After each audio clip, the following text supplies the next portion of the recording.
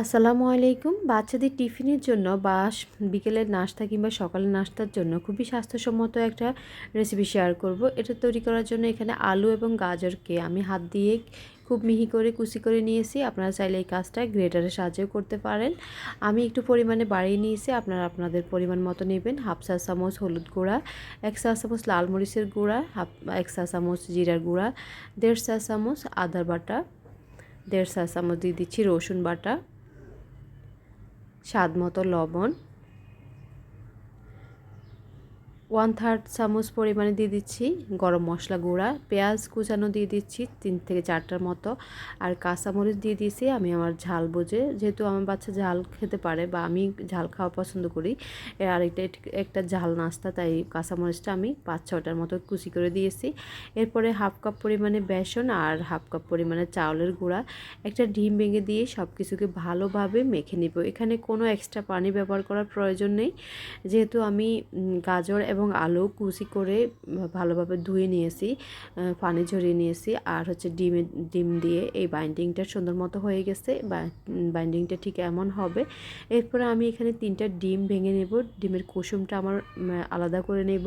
সাদা অংশটা দিয়ে আমি অন্য কোনো একটা রেসিপি তৈরি করে নেব বা অন্য কোনোভাবে এটাকে ব্যবহার করব।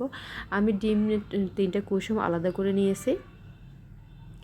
এরপরে এখান থেকে আমি বাচ্চার টিফিনের জন্য 3টি পিঠা তৈরি করে নেব। তো 3টি একটু বড় সাইজ করে পিঠা তৈরি করে নিচ্ছি। মাঝখানে একটু খালি করে দেব, যেন ডিমের কুসুমগুলোকে সুন্দর মতো বসিয়ে দিতে পারি। তো এই নাস্তাটা কিন্তু খুবই স্বাস্থ্যসম্মত, আর বাচ্চারা কিন্তু খুব মজা করে খাবে। দেখতে যেহেতু অনেকটাই সুন্দর, বাচ্চারা কিন্তু সুন্দর জিনিসের প্রতি বেশি অ্যাট্রাকটিভ হয়। আর হচ্ছে এটা খেতেও কিন্তু ভীষণ স্বাস্থ্যকর এবং অনেক মজার। তো এই যে আমি মিডিয়াম টু লো আছে প্রত্যেকটা পিঠ 4 থেকে 5 মিনিটের মতো করে ভেজে নেব। এই পিঠ আমার ভাজা হয়ে গেছে, এখন উল্টিয়ে দিব। উল্টে অপর সাইডটাকেও আমি 4 থেকে 5 মিনিট ভেজে নেব। তবে চুলার আগুন খুব বেশি হাই করা যাবে না, তাহলে কিন্তু ভিতরে কাঁচা থেকে যাবে আর উপরে কালারটা কিন্তু পুড়ে যাবে। ঠিক আপনার পছন্দ মতো, বা এই যে এরকম বাদামি করে আপনি ব্রাউন মানে লালচে বাদামি করে একটু ভেজে নেবেন। তো উল্টে পাল্টে 2 ফিরে আবারও একটু উল্টে দিচ্ছি, আর এখানে আমি এখন তেল ঝরিয়ে তুলে নেব। তো এই রেসিপিটা কিন্তু খুবই স্বাস্থ্যসম্মত এবং খুবই সুন্দর এবং মজার একটা রেসিপি। আপনারা অবশ্যই ট্রাই করবেন। আর রেসিপিটা যদি একটু ভালো লেগে থাকে প্লিজ একটা শেয়ার করে দিবেন।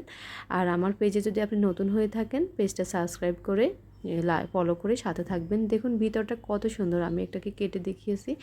আর এটা কিন্তু খুবই স্বাস্থ্যসম্মত, বিকেলে চায়ের সাথেও কিন্তু মানে ভীষণ ভালো লাগবে। তো কে কোথা থেকে ভিডিওটা দেখছেন প্লিজ কমেন্টস করে জানাবেন। আজকে এই পর্যন্তই, আল্লাহ হাফেজ।